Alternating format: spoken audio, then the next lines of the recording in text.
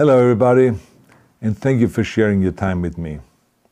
I'm sending this message through various different channels to reach my dear Russian friends and the Russian soldiers serving in Ukraine. I'm speaking to you today because there are things that are going on in the world that are being kept from you.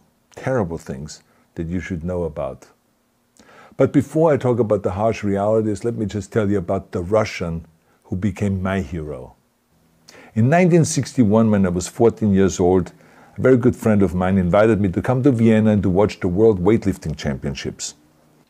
I was in the audience when Yuri Petrovich Vlasov won the World Championship title, becoming the first human being to lift 200 kilograms over his head. And somehow a friend of mine got me backstage. All of a sudden there I was, a 14-year-old boy, standing in front of the strongest man in the world. I couldn't believe it. He reached out to shake my hand.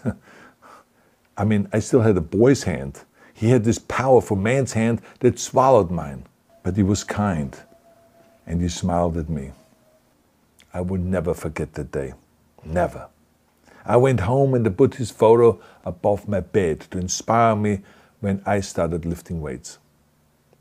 My father told me to take down that picture and to find a German or an Austrian hero. He got really angry, and we argued back and forth. He didn't like Russians because of his experience in the Second World War. You see, he was injured at Leningrad, where the Nazi army that he was part of did vicious harm to the great city and to its brave people. But I did not take the photograph down, no, because it didn't matter to me what flag Yuri Vlasov carried. My connections to Russia didn't stop there, by the way. Oh, it actually deepened when I traveled there with bodybuilding and for my movies and met all my Russian fans. And on one of those trips, I remember, I met Yuri Vlasov once again. It was in Moscow during the filming of Red Heat, which was the first American movie allowed to film in Red Square. Now, he and I spent the whole day together. He was so thoughtful, so kind, and so smart, and, of course, very giving. He gave me this beautiful blue coffee cup. And ever since then, I've been drinking my coffee out of every morning. Now, the reason why I'm telling you all of those things is that ever since I was 14 years old, I've had nothing but affections and respect for the people of Russia. The strength and the heart of the Russian people have always inspired me.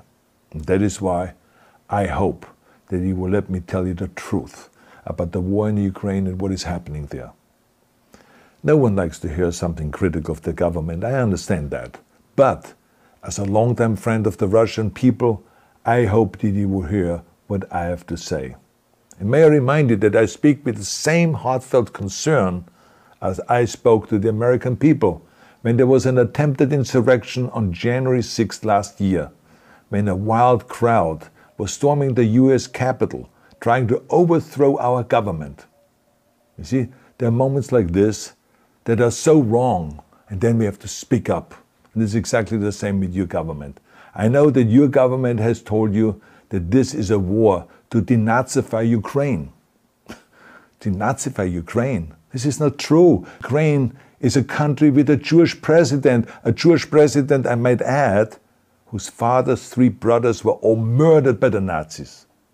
You see, Ukraine did not start this war. Neither did nationalists or Nazis. Those in power in the Kremlin started this war.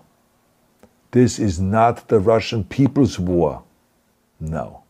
As a matter of fact, let me tell you, what you should know is that 141 nations at the UN voted that Russia was the aggressor and called for it to remove its troops immediately. Only 4 countries in the entire world voted with Russia.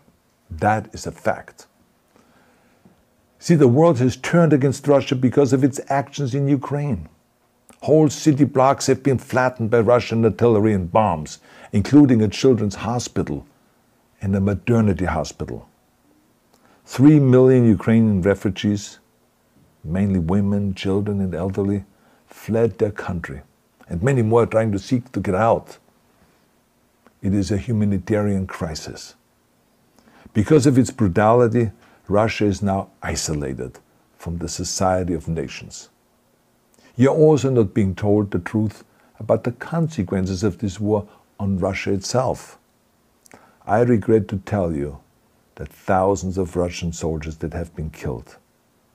They have been caught between Ukrainians fighting for their homeland and the Russian leadership fighting for conquest. Massive amounts of Russian equipment have been destroyed or abandoned.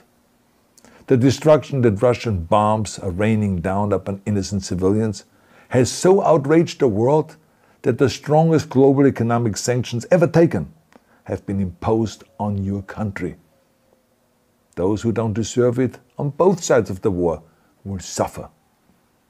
The Russian government has lied not only to the citizens, but to its soldiers. Some of the soldiers were told they were going to fight Nazis. Some were told that the Ukrainian people would greet them like heroes, and some were told that they were simply going on exercise. They didn't even know that they were going into war. And some were told that they were there to protect ethnic Russians in Ukraine. None of this is true. The fact is that Russian soldiers have faced fierce resistance from the Ukrainians who want to protect their families and their country. When I see babies being pulled out of ruins, I think that I'm watching a documentary about the horrors of the Second World War, not the news of the day. Now let me tell you, when my father arrived in Leningrad, he was all pumped up on the lies of his government. And when he left Leningrad, he was broken, physically and mentally. He lived the rest of his life in pain. Pain from a broken back, pain from the shrapnel that always reminded him of these terrible years, and pain from the guilt that he felt. To the Russian soldiers listening to this broadcast, you already know much of the truth that I've been speaking. You have seen it with your own eyes. I don't want you to be broken like my father. This is not the war to defend Russia that your grandfathers or your great-grandfathers fought. This is an illegal war. Your lives, your limbs, your futures are being sacrificed for a senseless war condemned by the entire world. Now, to those in power in the Kremlin, let me just ask you, why would you sacrifice those young men for your own ambitions? To the soldiers who are listening to this, remember that 11 million Russians have family connections to Ukraine. So every bullet you shoot a brother or a sister. Every bomb or every shell that falls is falling not on an enemy, but on a school, or a hospital, or a home. I know that the Russian people are not aware of such things are happening. So I urge the Russian people and the Russian soldiers in Ukraine to understand the propaganda and the disinformation that you are being told. I ask you to help me spread the truth. Let your fellow Russians know the human catastrophe that is happening in Ukraine. And to President Putin I say, you started this war. You are leading this war. You can stop this war. Now, let me close with a message to all of the Russians who have been protesting on the streets against the invasion of Ukraine. The world has seen your bravery. We know that you have suffered the consequences of your courage. You have been arrested, you have been jailed, and you have been beaten. You are my new heroes. You have the strength of Yuri Petrovich Vlasov. You have the true heart of Russia. My dear Russian friends, may God bless you all.